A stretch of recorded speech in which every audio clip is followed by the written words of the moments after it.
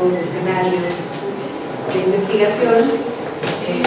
Me siento realmente muy contenta porque en muy poquito tiempo se logró la confluencia de colegas de diferentes instituciones, de diferentes lugares también de aquí de la República Mexicana, que estamos interesados en el tema y que nos conocíamos por distintas causas y no sabíamos que estábamos interesados en estos temas, y eso pues nos permite tener un diálogo rico, fresco, en donde de antemano no sabemos qué van a decir los demás, y eso probablemente nos permita ir generando mejores y nuevas preguntas de investigación acerca de lo que podemos contribuir en este tipo de ejercicios de reflexión para no solo ventas en las ciencias sociales, sino también para poder incidir en la opinión pública y eventualmente en la toma de decisiones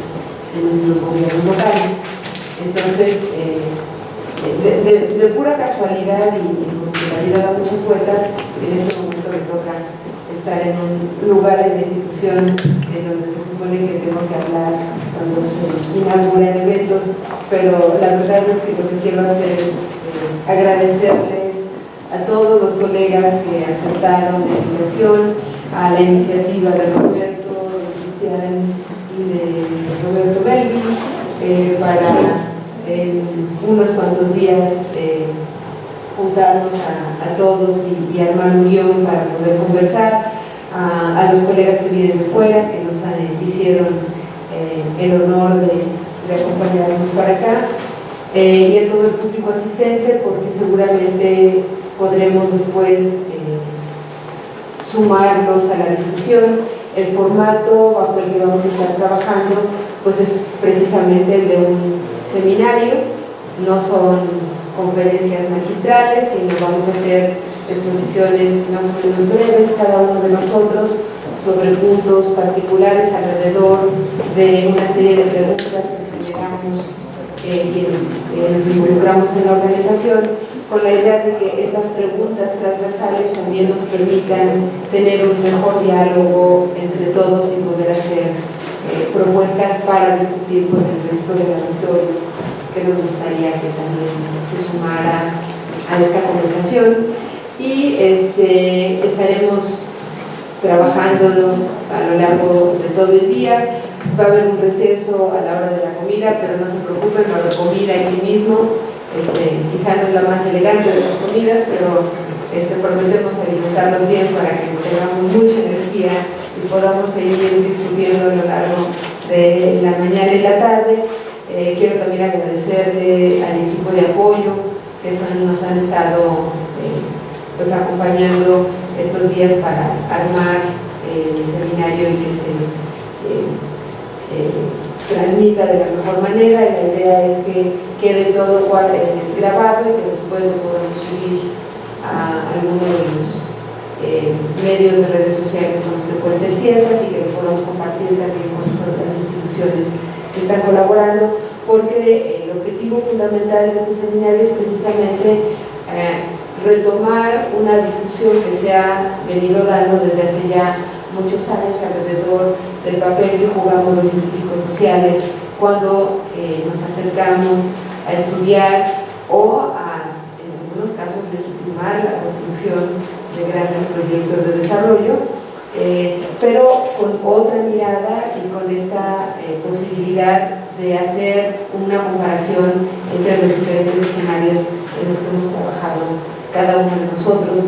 Así es que espero que de aquí salgamos con más preguntas que respuestas, con muchas ganas de seguir tejiendo un diálogo para poder eventualmente formular una propuesta de publicación que aproveche precisamente esta experiencia internacional, intergeneracional y con distintas miradas en donde podemos justo hacer esta especie de contrapunto para poder componer una sinfonía mucho más alegre a los oídos de todos nosotros.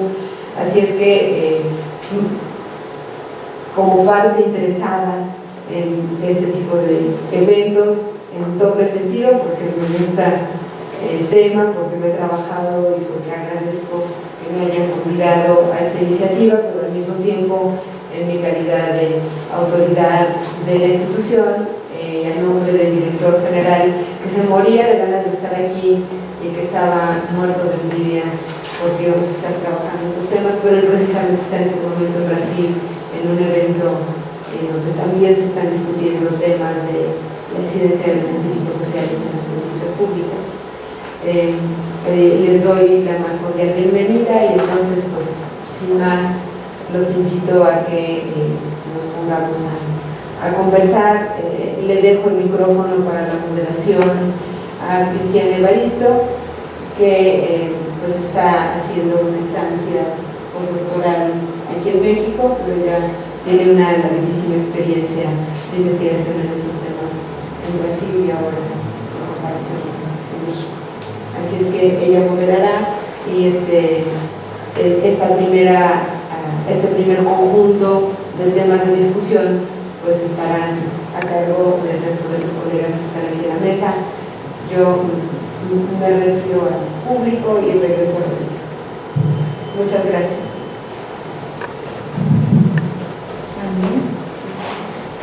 Buenos días. Mi nombre es Cristiana Evaristo. Como dijo Regina, soy investigadora que vengo desde Brasil. Estoy aquí en un postdoctorado y para mí es un gusto muchísimo grande poder estar aquí en este momento, ¿no? discutiendo todas esas cosas. Pido un poco de excusa por mi portuñol, pero creo que es mejor así que yo hable totalmente en portugués, ¿verdad? Bueno, aquí voy a moderar la mesa 1. Es una mesa que va a debatir para qué y a quién sirven las grandes obras infraestructurales en ríos, ¿no? Y también tenemos una pregunta rectora que orienta a todas las mesas que van a poner aquí hoy, que es cuál es la responsabilidad de los científicos sociales frente a estos megaproyectos infraestructurales, sean de grandes hidroeléctricas pequeñas o trasvases o proyectos de irrigación. Entonces, así va a caminar. En esta mesa 1 tenemos la presencia de algunos investigadores. Todavía me gustaría saber si vamos a tener la presencia del investigador Rubén Langlais.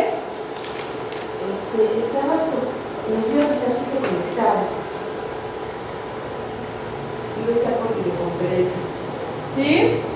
Pero hasta ahora no. Hasta ahora no se ha conectado. O sea, Sí. tenemos lista la conexión en el momento que llegue allá a la sede del CIESAS en Pacífico Sur, se conectará con nosotros. Ok, entonces voy a la presentación y bienvenida de los investigadores de esta mesa, ¿no? Empiezo entonces con la presentación de la doctora Anaí Popizzi Gómez Fuentes.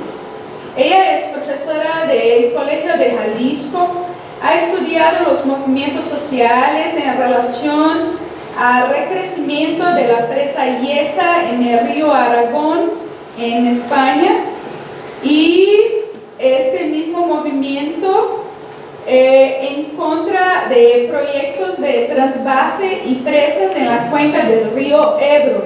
Este río que es uno de los ríos más trasvasados del mundo, tal vez. Y también Anaí ha investigado sobre el conflicto relacionado al sistema Cutzamala y los indígenas Mazahua. No sé exactamente a qué punto que ella va a tocar, pero si el público tiene alguna curiosidad, alguna cosa, ya lo sabe que ella puede contestar algo a respecto de estos temas. Tenemos el profesor Roberto Melville, que es aquí profesor de la casa, profesor de antropología, antropólogo, y él posee una larga investigación sobre el Tennessee Valley Authority, ¿no? La TVA, ¿no? Su desarrollo sobre el desarrollo y gestión de la TVA y de sus cuencas fluviales. También ha estudiado el proceso de convenios de la Secretaría de Recursos Hídricos y la Comisión Federal de Electricidad para gestión de la presa Temazcal Miguel Alemán en Oaxaca. También ha investigado sobre la gestión del sistema Lerma-Chapala. Bueno, y tantas otras cosas también. Tenemos entonces también el profesor Roberto Lima, también antropólogo, ¿no? Egreso de la Universidad de Brasilia y profesor en este momento en la Universidad Federal de Goiás, está aquí en un postdoctorado en Ciencias, ¿no? Como investigador huésped. Estamos adscrito yo y Roberto a Ciencias Pacífico Sur. Roberto ha trabajado con la realidad social de Río San Francisco. Fue tema de su tesis de doctorado, ¿no? Y el Río San Francisco, hay una serie de presas hidroeléctricas, proyectos de riego y también un gran trasvase, ¿no? Ahí ocurriendo exacto en este momento. Todavía no se ha concluido, pero dicen que ahí en 2017 se concluye. Y también ha estudiado los movimientos sociales alrededor de la presa Belo Monte en el río Xingu en Brasil. Bueno, también a ver si vamos a tener, ¿no?, la honra de tener la presencia del investigador Rubén Langlais, que es maestro en gestión de sistemas de información geográfica. Él posee una línea de investigación sobre relaciones étnicas e identidades comunitarias. Él también trabaja en un laboratorio de sistemas de información geográfica y percepción remota, ¿no? Él está vinculado al Ciencias Pacífico Sur de Oaxaca. Él ha trabajado también con el proyecto de la presa Paso de la Reina en Oaxaca, y también tiene la experiencia con otros proyectos de generación de energía, como el proyecto eólico del Istmo de Tehuantepec. Bueno, entonces yo paso la palabra al profesor Roberto Melville para que nos comente, ¿no?, lo que se pueda en 20 minutos. Después pasamos la palabra a Anaí, a Roberto y a Rubén en esta secuencia. Y cada quien tendrá 20 minutos. Es un tiempo corto, pero para que podamos privilegiar también el diálogo entre todos nosotros y nosotras. Bien.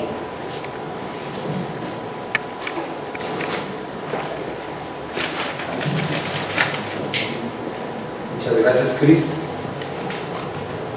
Antes de comenzar, quiero decir que Me complace mucho la presencia de estos dos investigadores brasileños que han hecho una larga instancia de investigación en el CIESAS, y creo que tenemos que atribuirles a que no quieren irse de México después de esta larga estancia sin que tuviéramos una discusión de esta naturaleza. Y creo que nos recuerdan CIESAS que las estancias de investigación o de investigadores huéspedes tienen como propósito el contribuir a ampliar el debate y la discusión. Entonces creo que haber tomado esta bandera de decir no nos vamos a regresar a Brasil sin que haya habido un seminario, es un poco, si se puede hablar de causas y efectos, el factor causal de que hayamos organizado este evento.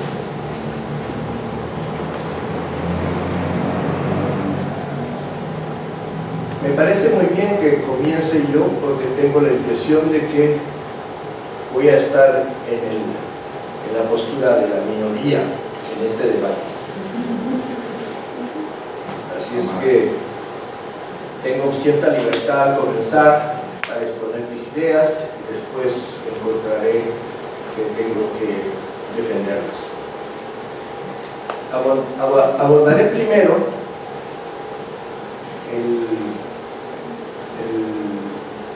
la pregunta sobre las responsabilidades de los científicos sociales.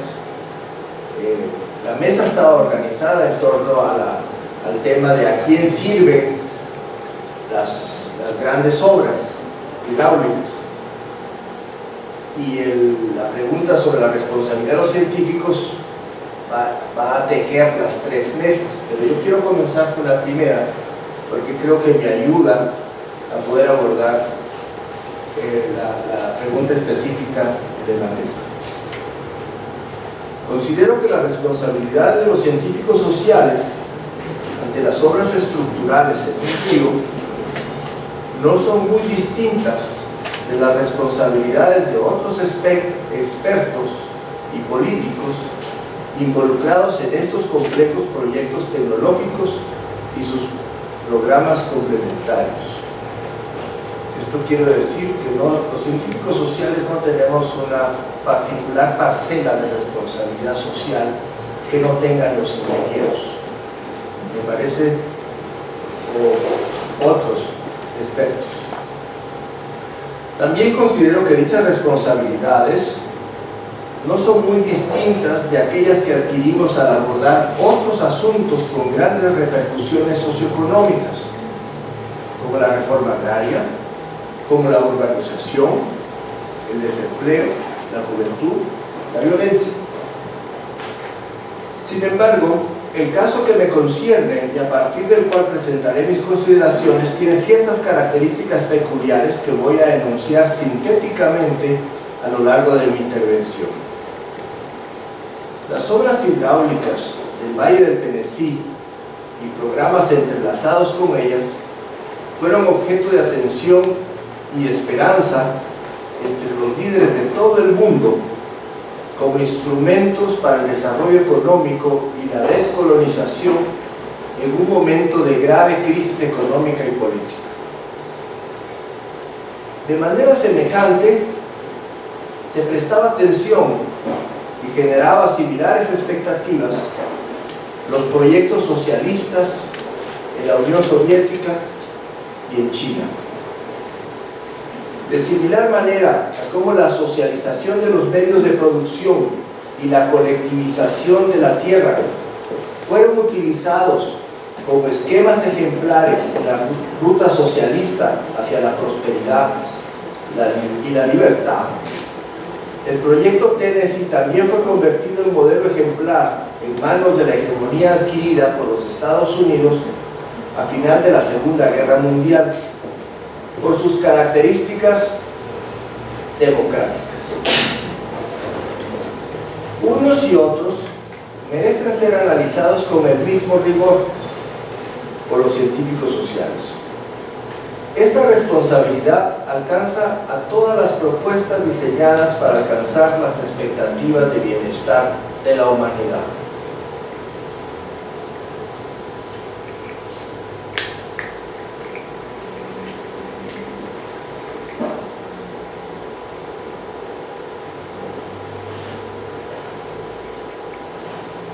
Voy a dejar la cita del presidente Miguel Alemán en la pantalla.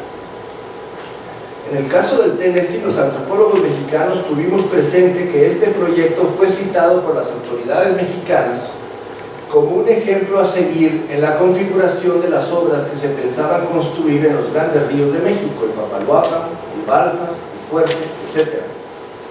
Y la pregunta construida para abordar esta dimensión resultó un eje fundamental. ¿Cómo incidió el proyecto Tennessee antes de su exportación a otras regiones como modelo en la superación de los grandes problemas que aquejaban al sur profundo o Deep South, haciendo eco de la expresión de Guillermo Bonfil?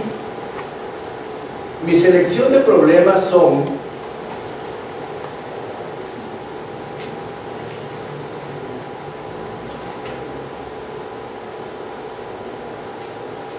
el latifundismo monocultor, la segregación racial y la hegemonía de un solo partido político. El interés por las responsabilidades de la ciencia se extiende también a las publicaciones de los trabajos de investigación y, cuando es pertinente, a las denuncias oportunas de la falsificación de expectativas, ocultamiento de consecuencias y daños colaterales.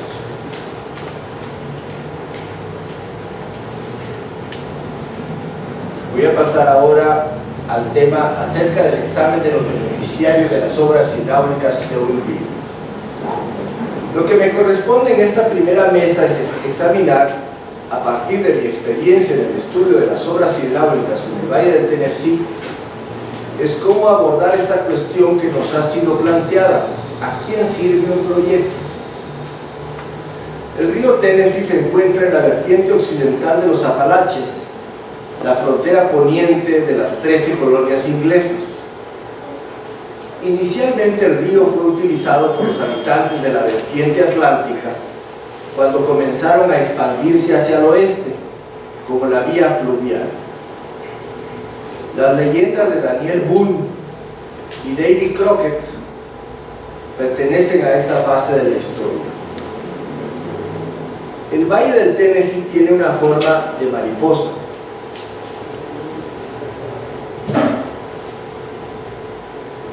En las altas montañas de los Apalaches nace el río con las fuertes precipitaciones pluviales.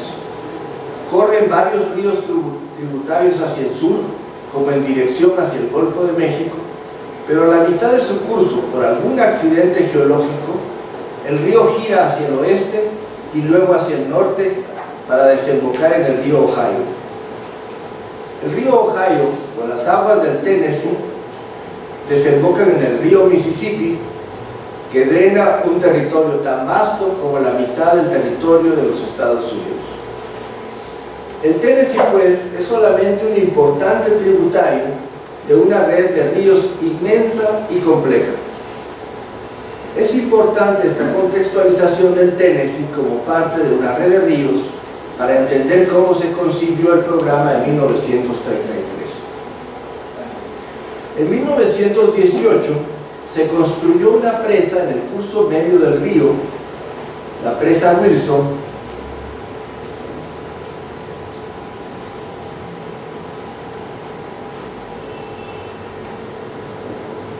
la construyó el ingeniero Hugh.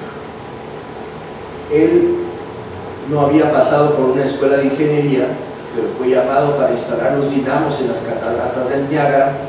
Creo que tuvo algo que ver en el río San Francisco. Estuvo aquí en la presa Necaxa y también construyó la presa Neprostroya.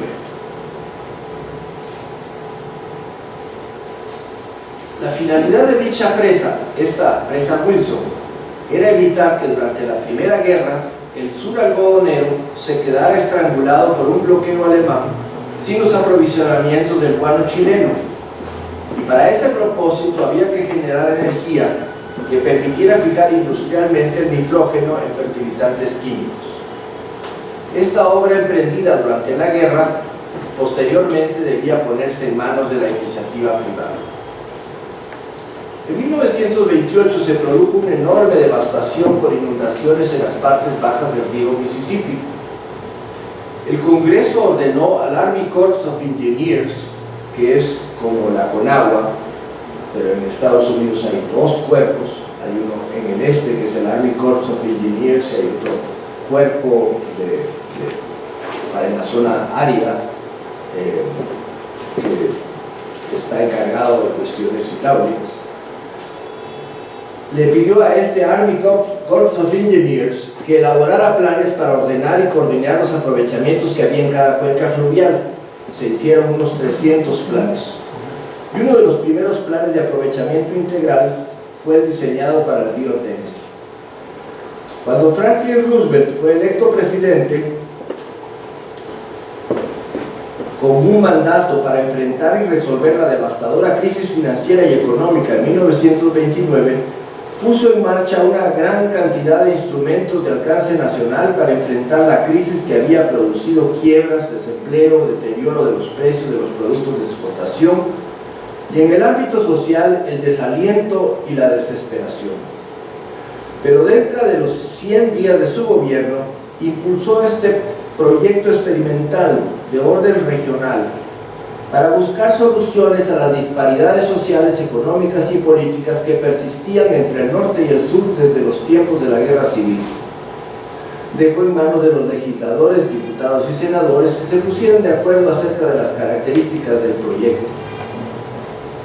Para el presidente el programa tenía intencionalidades de resolver problemas sociales, pero a los legisladores les interesaba resolver el asunto pendiente de devolver a la iniciativa privada la presa Wilson, y disponían de los planes de aprovechamiento integral del río Tennessee que habían ordenado después de las inundaciones del Mississippi. Al seleccionar al ingeniero Arturo Morgan, un hombre visionario como director de la agencia, se conjuntaron varios componentes del programa. Otro de los directores fue David Lilienthal, un hombre pragmático, interesado en la electrificación pública, y el tercero fue un agrónomo interesado en la promoción del uso de fertilizantes en la agricultura a nivel nacional. La junta directiva de la TVA, integrada por estos tres, reclutó a los profesionales más destacados en distintos campos de la ciencia y la tecnología para trabajar en diferentes planes que fueron engarzándose a la planificación de un sistema de represas para el aprovechamiento integral del río. 3 objetivos en un solo esquema: un canal navegable de más de 1000 millas, generación eléctrica y control de inundaciones. Los otros programas fueron ensayándose como la construcción de aldeas modelo para el personal reclutado, producción de fertilizantes fosfatados, no nitrogenados como estaba previsto, para fomentar un cambio de giro en la economía de plantación monocultora y abrir oportunidades a las economías mixtas, cría de ganado y granos. El fomento del cultivo de pastizales para fijar la tierra, la educación de los agricultores con surcado de contorno, la promoción de uso de fertilizantes tenían conexiones con el manejo del río, pues el arrastre del suelo a los ríos amenazaba la vida útil de las presas. Hay que recordar que las poblaciones nativas que habitaban originalmente los territorios al este del Mississippi ya habían sido desalojados de sus tierras y remitidos a reservaciones en el oeste desde principios del siglo XIX, usando la coerción militar y tratados firmados por el presidente Andrew Jackson, de tal manera que los planes del Tennessee afectaban y beneficiaban a colonizadores que habían inmigrado desde el este, unos para instalarse como plantaciones de mediano tamaño o como moradores aislados en las montañas conocidos como hillbillies. Los grandes opositores al Tennessee fueron las compañías eléctricas que surtían de electricidad exclusivamente a las grandes y medianas ciudades. Esta oposición se libró en las Cortes, resultando favorecida en la querella la TVA. Las empresas mineras que tenían sus propias represas no litigaron, sino que firmaron acuerdos favorables a una integración de la red eléctrica. La TVA creó cooperativas de agencias municipales para que se hicieran cargo de la distribución al menudeo de la energía, optando así intereses locales en la mesa del gran esquema. Los terratenientes afectados por las inundaciones necesarias para el funcionamiento de las presas fueron indemnizados a precios de mercado. Los aparceros colonos afroamericanos y blancos pobres resultaron los más defraudados porque las indemnizaciones se pagaron a los propietarios de la tierra. Igualmente, otros programas federales destinados a reducir el área del cultivo del algodón para crear mediante dicho artificio una alza de precios defraudaron también a los aparceros colonos porque los beneficios no se distribuyeron entre ellos, pero fueron acaparados por los terratenientes. Las industrias del norte que se pensaban atraer hacia el sur no concurrieron y la electricidad que ya comenzaba a generarse se distribuyó en los hogares rurales, originándose así el primer programa de electrificación rural en el mundo. Más tarde, cuando durante la Segunda Guerra Mundial la electricidad ya era generada por unas 20 represas en el sistema Tennessee, fue utilizada como parte del esfuerzo bélico para producir el uranio o plutonio enriquecido en instalaciones ultra secretas en la región. Este apretado sumario me es útil para discutir la pregunta acerca de a quiénes sirven las instalaciones hidráulicas construidas en los ríos. Me parece que se trata de un palimpsesto. Apenas hemos recorrido unos 10 años de la historia del proyecto Tennessee y unos 25 si tomamos en cuenta sus antecedentes inmediatos como la presa Wilson. Pero hemos venido verificando muy superficialmente, por falta de tiempo, cómo el proyecto se fue construyendo y se van sobreescribiendo nuevos intereses, complementando o corrigiendo a los anteriores. Están los intereses de los políticos que ordenan y ponen en marcha los planes. Están los intereses de los profesionales que conformaron una estructura tecnocrática con cuadros seleccionados por su profesionalismo. Están los intereses de negocios y actividades preexistentes, tales como las empresas de distribución eléctrica. Están los terratenientes, los aparceros, etc. No los hemos mencionado, pero también están los obreros reclutados a las filas del desempleo para la construcción de la infraestructura en el río, presas, bordos, esclusas, tendido de cableado eléctrico, etc. No todos los planes fueron como estaban trazados. Hubo que inscribir nuevos destinatarios de la energía, por ejemplo. Las fincas algodoneras ya no fueron las principales beneficiarias de la producción de nitrogenados, sino las pequeñas fincas mixtas que introdujeron áreas de pastizales. El propósito de la agencia era evitar que los suelos fueran a parar al fondo de las presas, pero los miles de fincas mixtas miraban favorablemente la dotación de fertilizantes fosfatados y el apoyo de extensionistas agroganaderos como subsidios y apoyo técnico a la prosperidad de las empresas.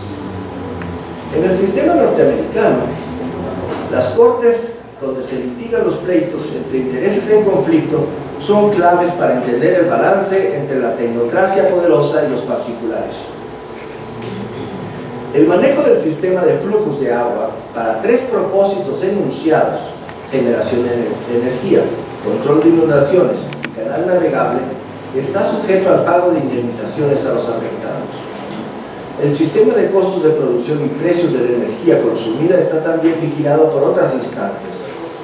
Este sistema de pesos y contrapesos inherente a la forma de operar el modelo Tennessee se olvida cuando el modelo norteamericano se exporta a otras regiones del mundo, donde no hay división de poderes, ni hay sistema de litigios, y las comisiones de río se convierten en instituciones poderosísimas y han operado sin los contrapesos necesarios que acompañan el control de la tecnología del agua.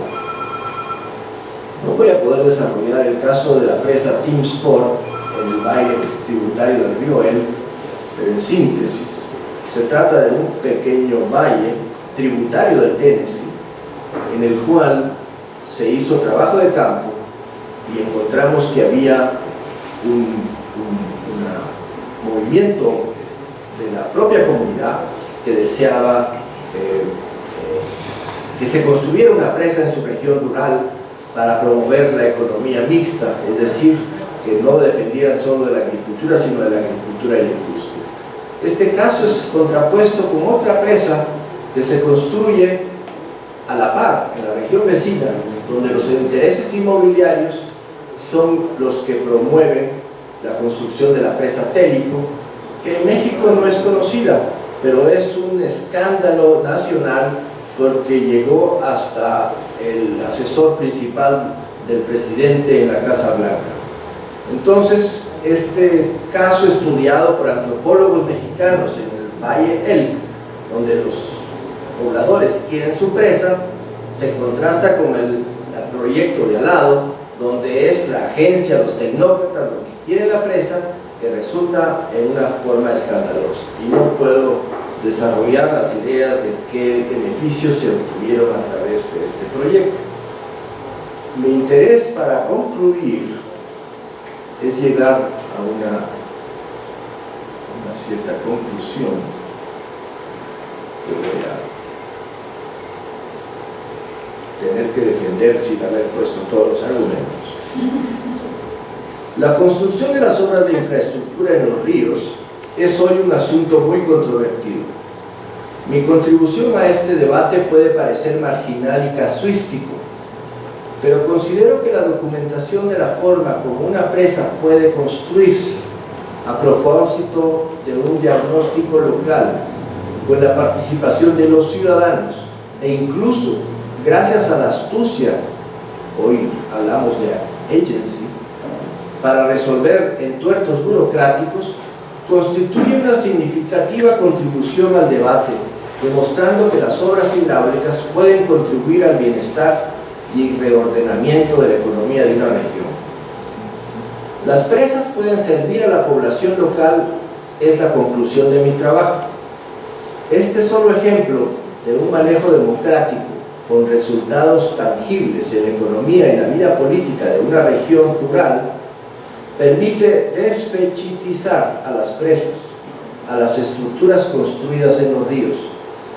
Es mi responsabilidad como científico social, como antropólogo, defender el caso que en suerte me tocó estudiar e investigar, buscando documentar cómo la TVA se había convertido en un ejemplo controvertido sobre la universalidad del modernismo asociado a la construcción de presas y al aprovechamiento integral de los ríos del mundo. Gracias.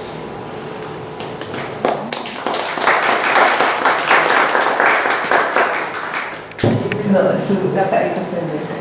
Bueno, pues muchas gracias por invitarme, Regina, Roberto, Cristian, Roberto, Tina, porque me siento muy honrada de estar aquí. Lo que no se dijo al presentarme es que orgullosamente soy CIESAS, de maestría y de doctorado, y eso la verdad me enorgullece mucho y siempre lo digo, así que bueno, tengo sello CIESAS y además CIESAS Occidente, que quien está ahí sabe de qué hablo. Lo que voy a hacer es presentar, tratar de responder más bien a la pregunta a partir de tres experiencias que han marcado mi camino de la investigación a partir de maestría, doctorado y ya de mi vida profesional. Obviamente pues son cronológicas porque así las he ido desarrollando y como les digo, me van a servir de base para responder a la pregunta de ¿para qué? La primera experiencia es la de las mujeres más aguas, la segunda es de la nueva cultura del agua en España, la oposición a presas y a su trasvase, y la tercera es el conflicto por la presa de Zapotillo en Jalisco. Obviamente, como les digo, son desde la experiencia, también desde una apelación de la realidad, es decir, como antropólogos no nos podemos hacer los omisos de los conflictos sociales que existen. Bueno, en este caso mi enfoque ha sido hacia los conflictos por el territorio, por las presas. desde la antropología, como ya les digo, y mis categorías analíticas siempre han sido el tema de movimientos sociales, siempre viendo el tema del movimiento social y de los conflictos por el territorio. A veces primero va uno, a veces va otro después, es decir, a veces enfatizo el tema de conflictos, a veces enfatizo el tema de movimientos.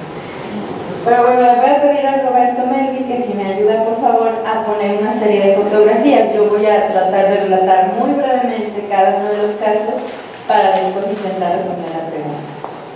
Entonces empezamos con las fotos de las mujeres que están por ahí. Mientras resuelvo eso yo voy hablando. No voy a explicar demasiado porque hay muy poco tiempo, me interesa más bien responder la pregunta. El tema de las mujeres mazahuas surgió más o menos en el 2005 en torno al contexto del sistema Cuchamala en el Estado de México. Ustedes saben que el sistema Cuchamala más o menos abastece el 25% de agua a la Ciudad de México. Es un gran trasvase, un importante trasvase de agua a la Ciudad de México y en alguna parte de la zona controlada. Bueno, empezó el conflicto en 2005 en torno al sistema Cuchamala, como ya les digo. El sistema Cuchamala es un sistema que se creó después del sistema hidroeléctrico Miguel Alemán. En los 50 se planteó traer o generar energía eléctrica para la Ciudad de México y después esta infraestructura y un poco más se hizo para el sistema Cuchamala, más o menos en los 80. El punto central al que quiero llegar con esto es que había una importante escasez de agua en la región, es decir, en las comunidades de origen no tenían agua en su casa para poder tomar o para poder usar diariamente. Entonces había un importante problema de abastecimiento. Antiguamente también había habido afectaciones por la construcción de presas y del sistema en sí mismo, pero bueno, digamos que no fue uno de los focos importantes, sino digamos porque en algún momento dado, a lo mejor va a salir por ahí en las exposiciones, pues no había oposición a las presas, no había una movilización social en contra de las presas en un momento dado y por lo tanto no se exponenciaban las afectaciones. En el 2005, a raíz de la inundación a unos terrenos de cultivo, los mazahuas deciden que van a decir que pues les paguen estos terrenos de cultivo. La Comisión Nacional del Agua, en la Gerencia Regional del Estado de México, en las gerencias regionales, se opone a pagarles. Entonces se empieza a generar un conflicto que tiene que ver más con la gestión del conflicto que con una situación real, y el conflicto escala. ¿Qué significa que escala? Se convierte en una serie de acciones colectivas en donde ya no solo estaban pidiendo el resarcimiento de las afectaciones por las tierras, sino que además pedían abastecimiento de agua a sus comunidades, que fue una demanda principal y fundamental, devolución de tierras expropiadas anteriormente por Comisión Nacional del Agua y un plan de desarrollo para la región. Entonces digamos que lo que era muy puntual escaló a niveles mayores. Los actores importantes en este caso obviamente eran los mazahuas y los líderes mazahuas, el gobierno del Estado de México, el gobierno federal, la CONAGUA, el gobierno federal CONAGUA y la gerencia regional, y la Ciudad de México, digamos, también estaba presente de alguna manera. Al cabo de un año del conflicto, las mujeres son quienes toman, digamos, se convierten en la imagen del movimiento. Esto trae un boom mediático y social en donde impacta que mujeres indígenas, mujeres mazahuas indígenas, pobres, marginadas, digamos, se convirtieron como la imagen de un movimiento que estaba pidiendo agua para sus comunidades. Esto fue súper importante. Después de cierto tiempo, que les digo, no voy a... Creo que las fotos no están pasando. Sí, estamos, justo ahorita acabo de ir a ver el...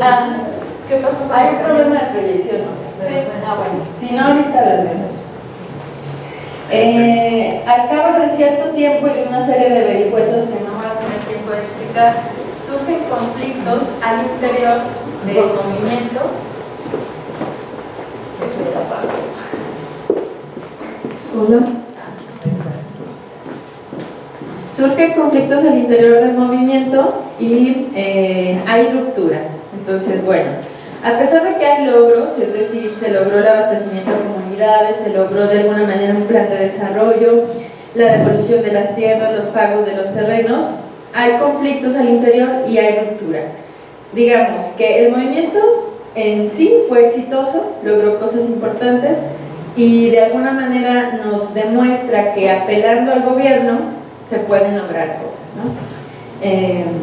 Más adelante, cuando explique el para qué, voy a tratar de explicar un poquito de por qué el conflicto de las mujeres mazahuas tuvo éxito.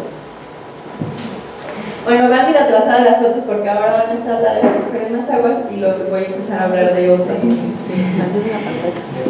Sí, y luego si quieren volvemos a las fotos mientras explico lo demás. Bueno, la segunda experiencia son las presas, la oposición a la construcción de presas en el Pirineo aragonés y en contra del trasvase del río Ebro en España. Todo esto en el contexto de la nueva cultura del agua, del paradigma de la nueva cultura del agua. Lo que yo estudié fueron conflictos añejos en la zona de montaña, 4 específicamente, Jánovas, Yesa, Santa Liestra y Viscoarroes. Eran conflictos que estaban siendo heredados desde la dictadura franquista, es decir, algunos ya habían sido promovidos durante la dictadura franquista, pero otros se renovaron o se, digamos, actualizaron después de que España entró en democracia. Es decir, después de la transición, España entra en un periodo de democracia que le llaman ellos y se empiezan a promover otra vez presas. Entonces, bueno, presas, pero además el trasvase que llevaría agua de la zona de Aragón a lo que le llaman el Levante español, es decir, una zona del Mediterráneo que está pegado a Cataluña. Bueno, lo que pasó aquí es que los pueblos de montaña se organizaron primero para oponerse a la construcción de presas o al recrecimiento de algunos, como es el caso de Yesa. Hubo una organización regional, territorial, y después se formaron organizaciones más amplias y una plataforma en defensa del Ebro que, digamos, ubicaba otras regiones como Barcelona, bueno, otras regiones que no solamente eran Aragón. El foco finalmente de la movilización fue el trasvase, es decir, si se oponían al trasvase se estaban además oponiendo a las presas y se estaban, digamos, identificando en una lucha regional, identitaria en el tema del agua. ¿Qué significa? El agua es de Aragón, no se la pueden llevar a Cataluña. Y entonces esa era como la lucha entre las dos regiones. Era una cuestión intrarregional porque los de la montaña se oponían a la construcción de presas porque iban a regar agua, un poco de lo que decía Roberto, iban a regar agua en el valle. Digamos, era intra porque el mismo Aragón se peleaba entre los de la montaña y el valle, pero además inter porque Aragón se peleaba con Barcelona para no darle agua. Bueno, hubo un involucramiento importante de activistas, académicos, afectados directos, ambientalistas e incluso de los gobiernos regionales. Se crea la Fundación Nueva Cultura del Agua, donde participan pues técnicos calificados, científicos, y pues también es importante decir, porque ya se decía anteriormente, hay una presión inmobiliaria para el trasvase, es decir, ese era el fondo del asunto, ¿no? Que había una necesidad de llevar agua a cierta región por la presión inmobiliaria turística sobre todo, y también porque se estaba produciendo muchos vegetales y frutos para el norte de Europa, es decir, España produce ciertos productos vegetales o frutales que después serían importados, entonces había cierta presión.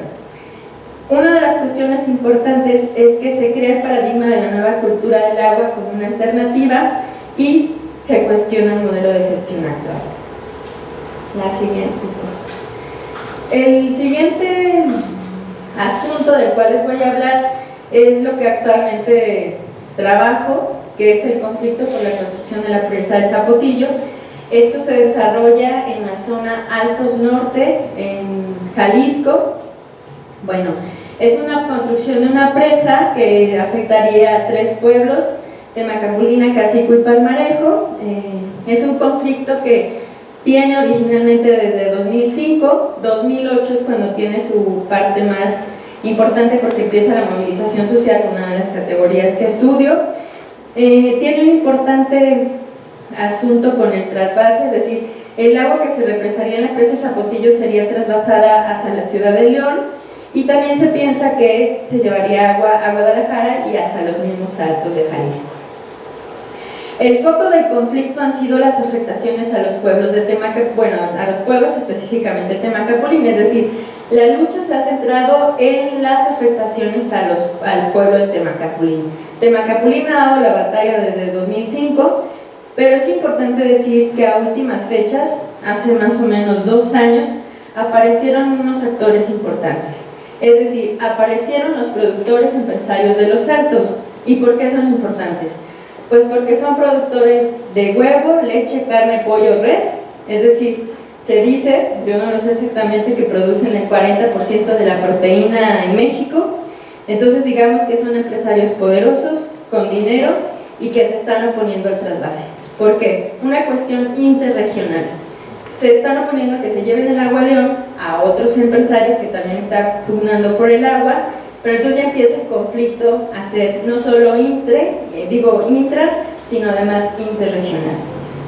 Bueno, es importante decir que ha habido una defensa legal importante, se han ganado se ganó una controversia constitucional que a lo mejor ahora no explicaré mucho a detalle, pero digamos que el movimiento ha tenido, ¿cómo se dirá? Ha tenido importantes, no sé si no son ganancias, importantes éxitos legales que han dicho que la presa, hay un conflicto entre si la presa a 80 o a 105 metros, han dicho que la presa a 105 metros es ilegal y que 80 digamos que es legal. Bueno, hay una discusión ahí que a lo mejor no vale la pena ahora explicar, pero lo que sí les quería decir es que ha habido una defensa legal importante. Bueno, después de haber explicado o dicho lo anterior, quisiera tratar de responder la pregunta. Bueno, aquí, de acuerdo a la organización del seminario, lo que se ha pedido es que se hable del para qué y a quién benefician las presas. Además de intentar enfocarme en estas dos preguntas que son una misma, siempre me ha interesado explicar el por qué se construyen presas, ¿no? Que es a lo mejor la consecuencia de estas dos preguntas. Bueno, primero decir que son problemas complejos, multicausales, que a veces es complicado explicar y decir, por esto, por lo otro. Y bueno, he tratado de identificar algunas cuestiones que pueden ser transversales a los 3 casos de los cuales he hablado, y trataré de hacer una síntesis, a ver si lo logro. Bueno, yo creo que los 3 casos, o otros casos más, las presas se producen y se perpetúan porque hay un modelo de gestión del agua que no ha cambiado, ¿no? En este modelo la gestión del agua se parcializa, es decir, vamos a abordar una cierta sección o parte de la gestión, pero no lo hacemos de manera integral. Una cuestión que también voy a decir más tarde, más a detalle, es las soluciones son ingenieriles y técnicas, es decir, no hay otra forma de ver las soluciones, es decir, a grandes problemas, grandes soluciones, pero ¿qué son las grandes soluciones? Pues grandes presas, entonces así solucionamos, digamos, es una forma de ver solamente. Tiene que ver también el precio y el valor del agua, pero yo no solo lo pongo agua, sino también el territorio, es decir, qué territorio importa menos, qué territorio importa más, en esta integralidad de ver los conflictos por el agua y el territorio. Y también es importante decir que hay una construcción de la escasez.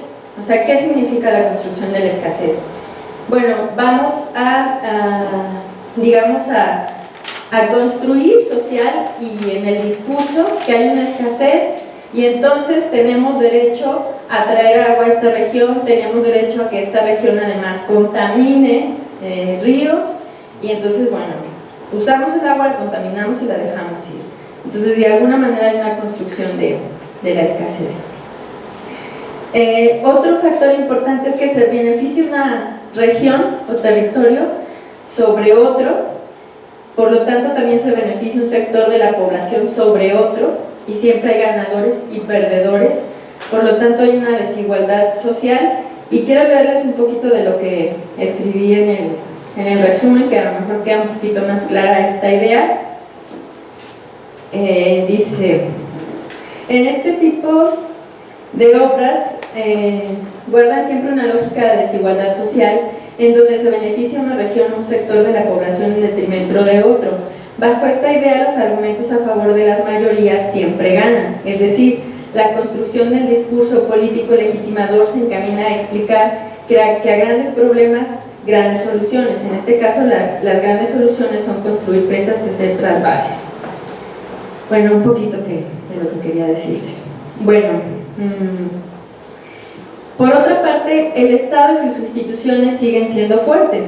A pesar de que podemos ver o pensar que el Estado se tambalea, que no tenemos instituciones, que el Estado, en el tema del agua, las instituciones están muy firmes. Hay un poderío de la CONAGUA y de la Comisión Federal de Electricidad vinculada a poderosos intereses económicos intra e interregionales, y el Estado sigue imponiendo en estos casos pues su ley, ¿no? Pero en contraparte siempre hay una oposición, o bueno, no siempre, pero en últimas fechas ha habido una oposición a estos proyectos, y yo identifico una coyuntura que para mí es importante y que es el 2006. ¿Qué pasa en el 2006? Bueno, Fox estaba, creo que en su segundo año o tercer año de gobierno, y digamos que yo identifico que las instituciones en ese momento, por lo menos de la CONAGUA, estaban teniendo algunas fracturas o algunas, ¿cómo diremos?, dificultades para gestionar el agua, lo que hace que surjan movimientos importantes.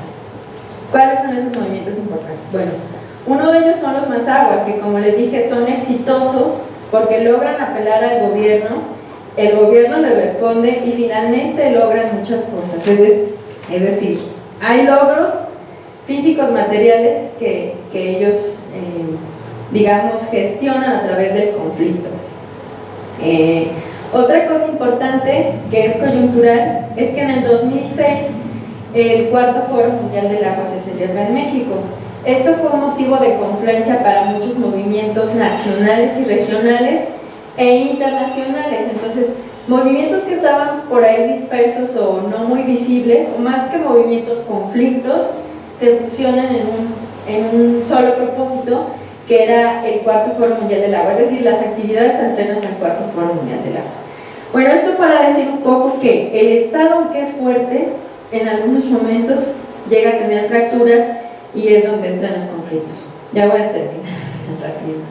Bueno, el modelo de desarrollo aún sigue con su visión de prosperidad y decir, bueno, hay prosperidad, pues vamos a construir presas, vamos a llevar desarrollo. Entonces, bueno, sigue esto. A pesar de que el marco legal nacional e internacional cada vez está más enfocado a la defensa de derechos humanos de primera hasta cuarta generación, las instituciones del Estado no están cambiando, o por lo menos no responden a los cambios, se resisten. Explicaba un poquito hace rato lo de la Suprema Corte de Justicia de la Nación. Temacapulín ganó una controversia constitucional en donde dice que la presa está a 80 metros. La CONAGUA dice que va a respetar 80 metros, pero en la práctica siguen construyendo y el proceso se puede revertir, es decir, la justicia dice una cosa y el Estado hace otra, o no la hace, o no la asume. Entonces digamos que a pesar de que la ley o el marco legal cada vez avance más, el Estado no hace nada por respetarla. De parte de los sectores técnicos los sectores técnicos CONAGUA, Comisión Federal de Electricidad, hay una resistencia enorme al cambio de paradigma. No toman en cuenta otro tipo de impactos en tema de presas, como los sociales, los culturales, los ambientales, ecológicos y económicos. Hay una cerrazón. Quien ha trabajado el tema del agua y asiste a los consejos y lo que sea del agua, o sea, te topas con pared, o sea, les tratas de explicar y tratas de ser receptivo y te topas y te topas y te topas y hay una cerrazón, o sea, no se dejan, no hay manera. Entonces, bueno, es un paradigma que está difícil romper.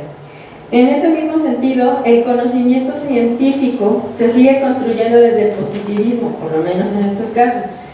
los argumentos socioculturales pesan poco o son poco tomados en cuenta. Y esto ya lo veíamos desde los científicos que participaron en la construcción de presas de los antropólogos de hace muchos años, que a lo mejor Regina nos va a hablar, que los argumentos a veces eran relegados. Bueno, el papel, ahora quisiera ya para cerrar, hablar un poquito del papel de los antropólogos, de la construcción de conocimiento. Y yo, más que decir algo contundente, sí me hago preguntas. ¿Qué conocimiento estamos construyendo? ¿Qué conocimiento se ha construido? ¿Para qué? ¿Para qué este conocimiento? ¿Para quién? ¿Para quién este conocimiento? ¿Qué tipo de participación hemos tenido? ¿Qué ha hecho la antropología y los antropólogos en este asunto? Mi perspectiva muy crítica, y criticona si quieren, pues que ha sido bajo un modelo desarrollista de incorporar al indio a la nación, o sea, como los preceptos colonialistas por los que nace la antropología, es decir, bueno, estos indios por allá olvidados en el cerro, pues hay que hacer una presa y los traemos y los incorporamos y los hacemos parte del desarrollo. Bueno, por otro lado, reconozco que ha habido antropólogos que han participado, y aunque han participado y lo han hecho bajo estándares éticos, su conocimiento y su participación ha sido relegada. Es decir, la antropología y su conocimiento ha estado en desventaja frente a otros conocimientos. Y para cerrar, porque voy a hablar de lo mismo, cuando hablo de esto, digo, ante la pregunta de para qué los grandes proyectos hidráulicos, las y los antropólogos nos sorprendemos abrumados ante la realidad y sentimos la responsabilidad científica y social de intentar dar respuesta. Sin embargo, a pesar de que la realidad y la sociedad nos demanda dar soluciones oportunas, las alternativas han quedado fuera de nuestras posibilidades reales. El camino hasta ahora, en mayor o menor medida, ha sido proponer análisis a partir de los datos empíricos obtenidos en nuestras intervenciones como académicos y o activistas. En la mayoría de los casos, con o sin nuestra participación, las presas se han construido y han provocado importantes afectaciones directas a grandes cantidades de población. Entonces, ¿cuál ha sido el verdadero papel de los antropólogos? Y como les digo, más que dar una respuesta contundente, lo dejo para la reflexión de todos y todas. Primero, yo quería agradecer muchísimo ese momento, ¿no? A Regina y a Roberto Nervi, decir que vamos a hacer los análisis, vamos, ¿no? Y toda esa movilización para trazer las personas, ¿no? Y el apoyo de los partes aquí que están ayudando, en fin. Y con esa idea muy interesante de hacer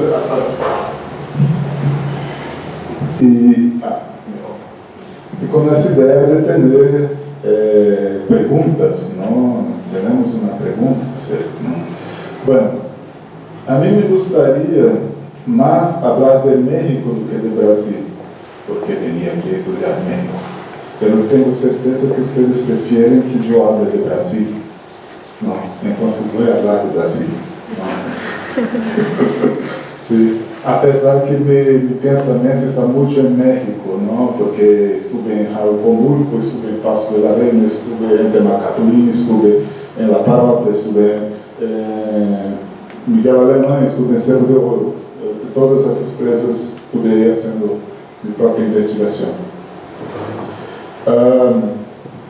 Entonces, así como Roberto Mel, yo hice una investigación sobre una comisión de cuenca en Brasil, pero no voy a hablar de eso.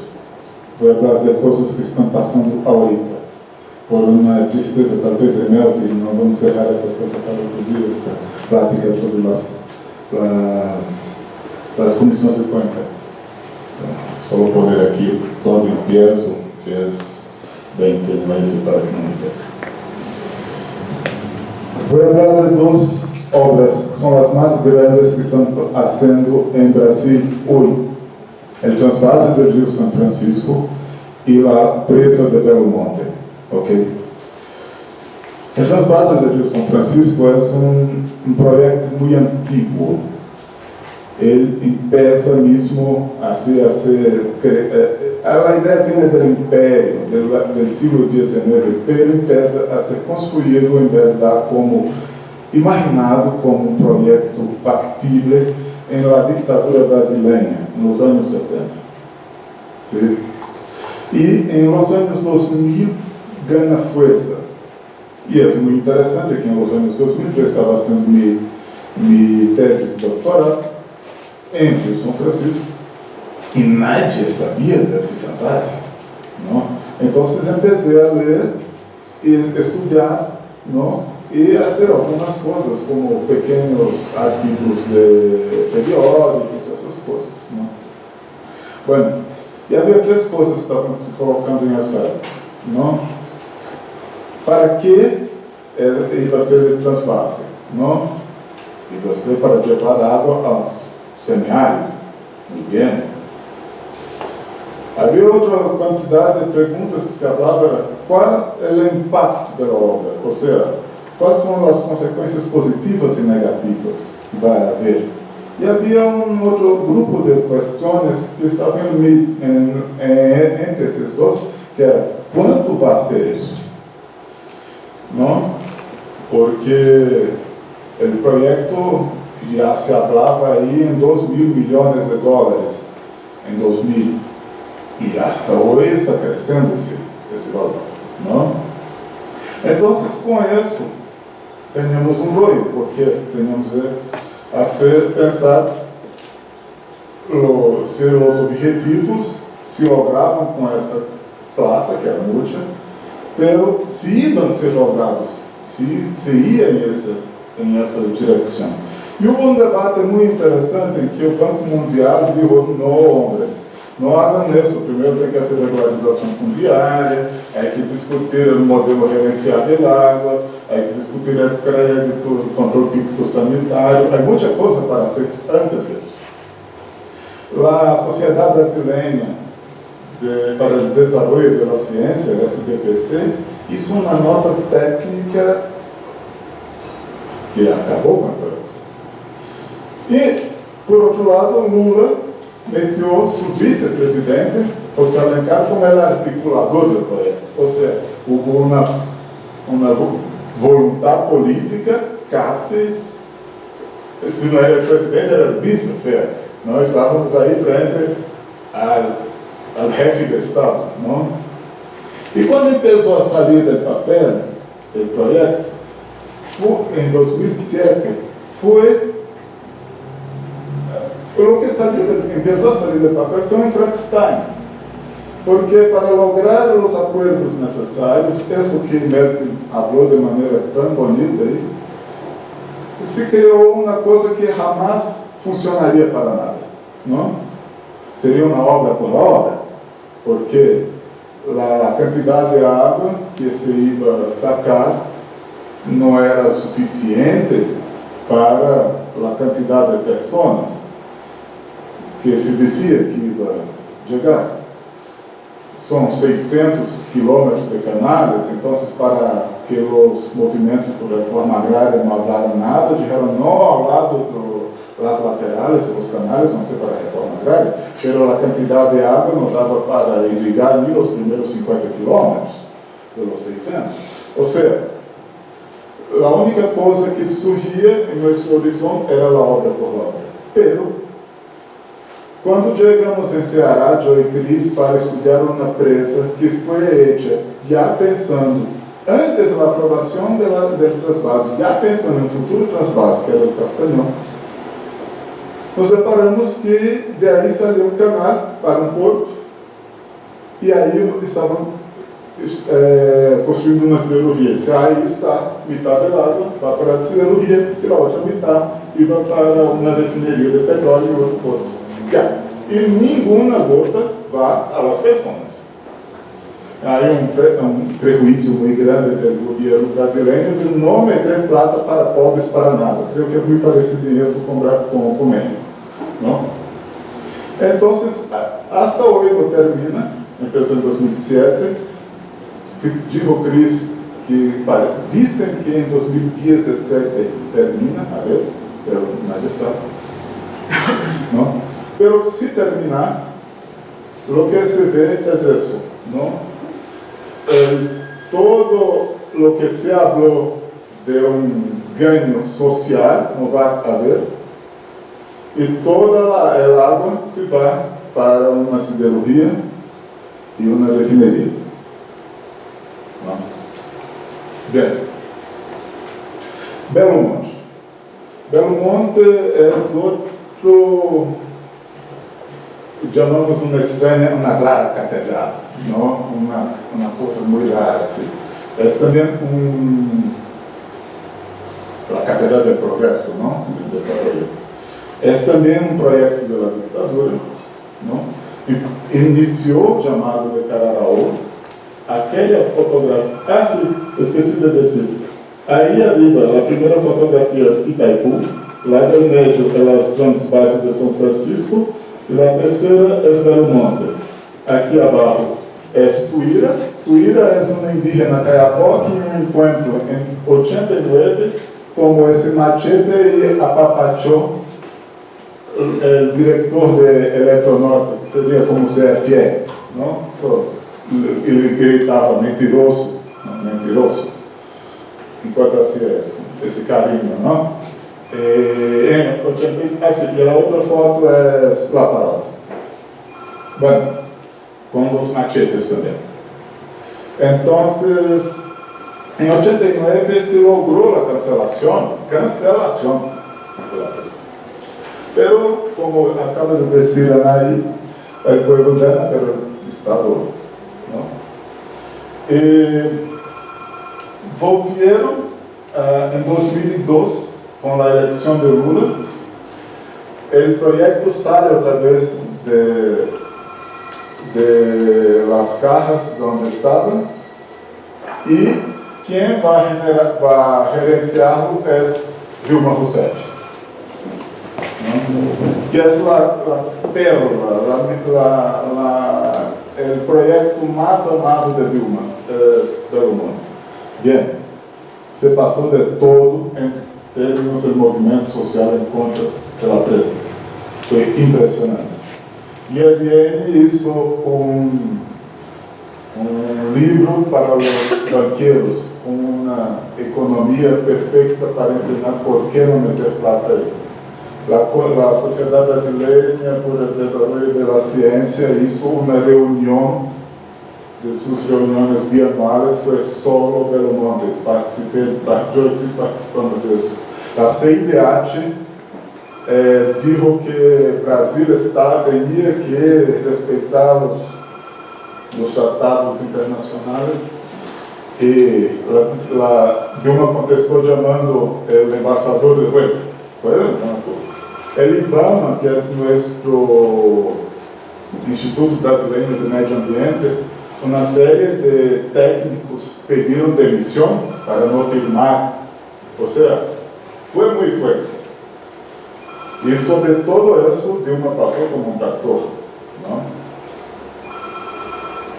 En fin, hay una cantidad muy larga de mentiras, así como que es energía limpia, cuánto va a generar.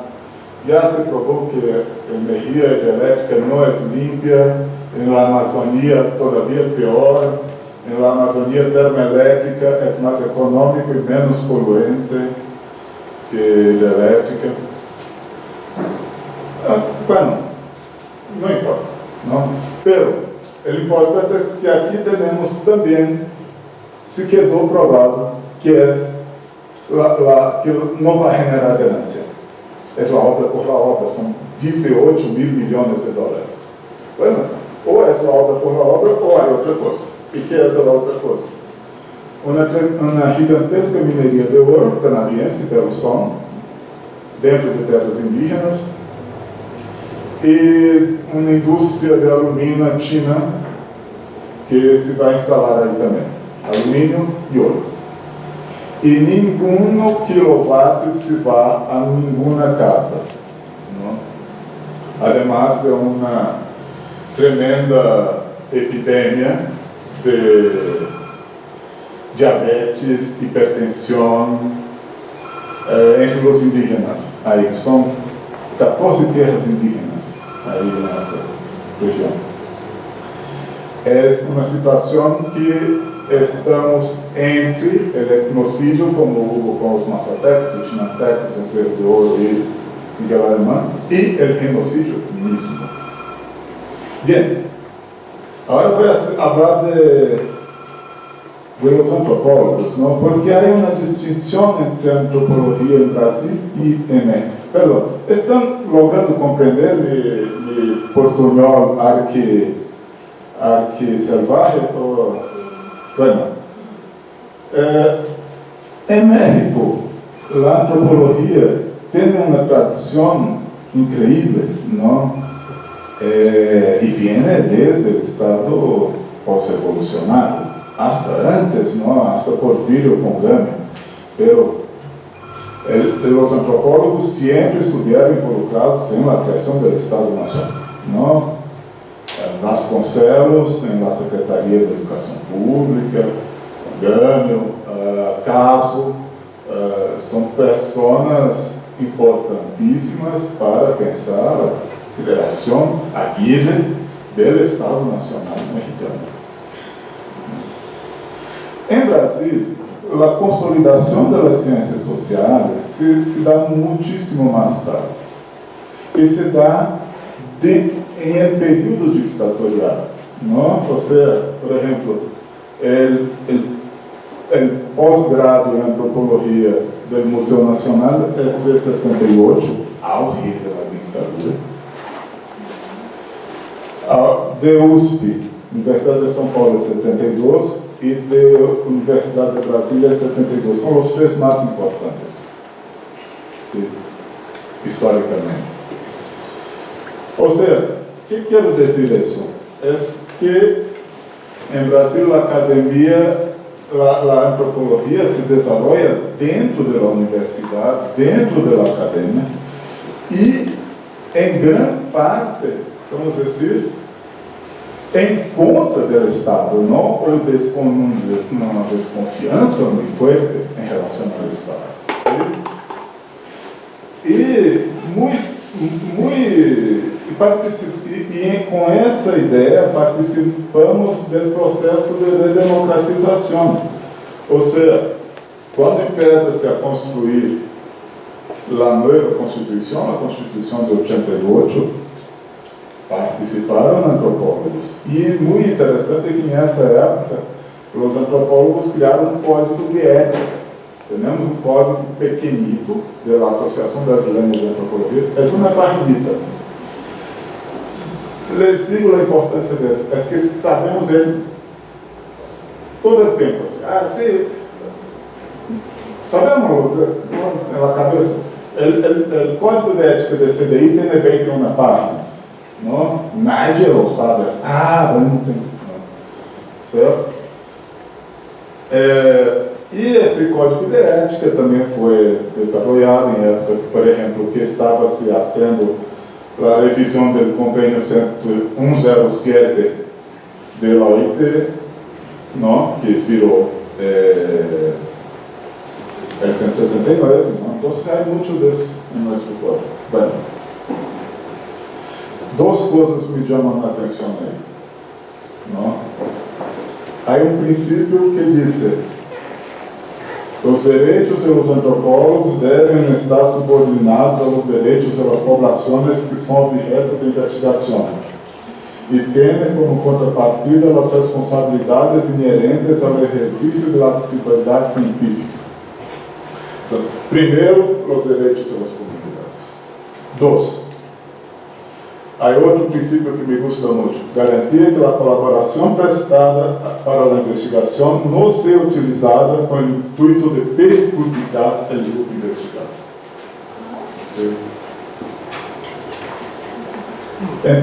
Veja, é um pouco como Gustavo Hagen falou em 71, de um observador militante, mas isso já cambiou, já estamos em outros.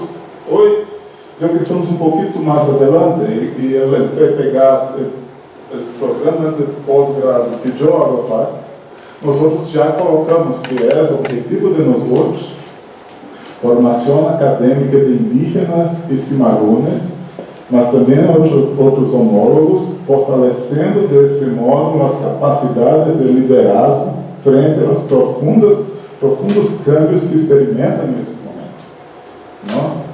Sim? Agora, há já vamos dizer, uma pequena leva de antropólogos indígenas cimarrones que estão nascendo também sua própria coisa para isso.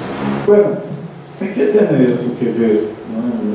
Tenho uns 3 minutos com nossa questão. Quando chegamos ao Castanhão, Joe e Cris, para fazer investigação, aí, em meio dessa coisa de transfase do Rio São Francisco, o movimento de afetados por presas aí dijo, ok, puedes fazer sua investigação, pero tem que ser útil para nós outros. Bueno, não. Então, o que vocês querem? Não? Sim? Ou seja, nos meteram a serviço deles. Não? E para nós outros foi muito interessante.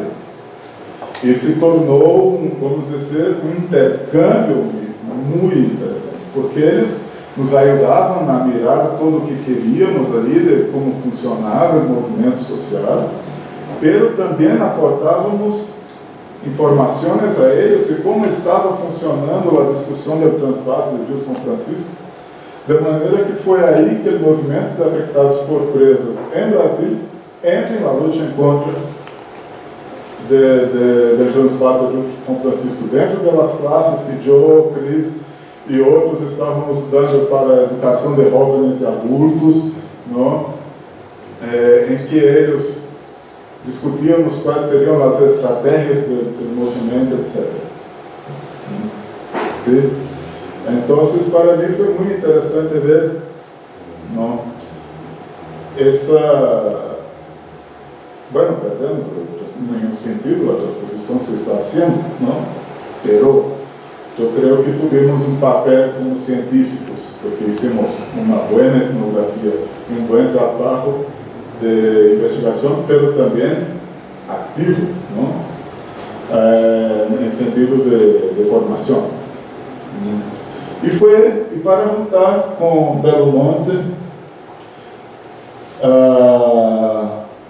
em 2015, quando chegamos aí em Altamira,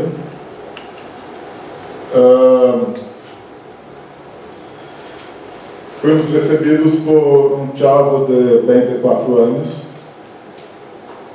Yuri, que 10 anos antes o havíamos conhecido com 14 e havia estado nessas classes de alfabetização de jovens adultos em Ceará. Ele havia sido deslocado a 2.000 quilômetros de distância e era uma das lideranças mais importantes naquele momento da luta em contra do Belo Monte. Então, é um pouco isso, não? Creio que nossa responsabilidade, um pouco como de Ronaí, em tentar cambiar esse modelo absolutamente antigo, muito monolítico, muito monocultura da mente, como dizia Vandana Shiva, não só como tomando uma posição, como diz o Scott em alguns momentos, e fazendo boa antropologia. É isso. Graças.